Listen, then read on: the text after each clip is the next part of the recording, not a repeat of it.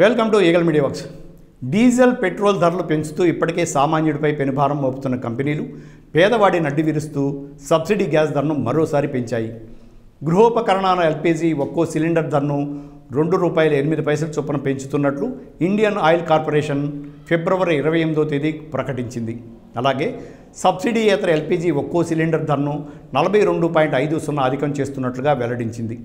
మార్చి 1వ తేదీ నుండి న్యూఢిల్లీలో 11.2 కిలోల సబ్సిడీ ఎల్పీజీ సిలిండర్ ధర $495.61 ఉండగా సబ్సిడీయేతర ఎల్పీజీ సిలిండర్ ధర $701.50గా ఉండనుంది. ప్రతి నెల 1వ తేదీన చమురు సంస్థలు ఎల్పీజీ ధరను సవరిస్తూ ఉంటాయి. అంతర్జాతీయ మార్కెట్లో ఎల్పీజీ ధరలు విదేశీ మారక ద్రవ్యంలో మార్పుల కారణంగా ధరలను సవరించినట్లు ఐఓసీ పేర్కొంటోంది. సబ్సిడీ యొక్క నగదు కూడా పెరిగిందని చెప్పింది.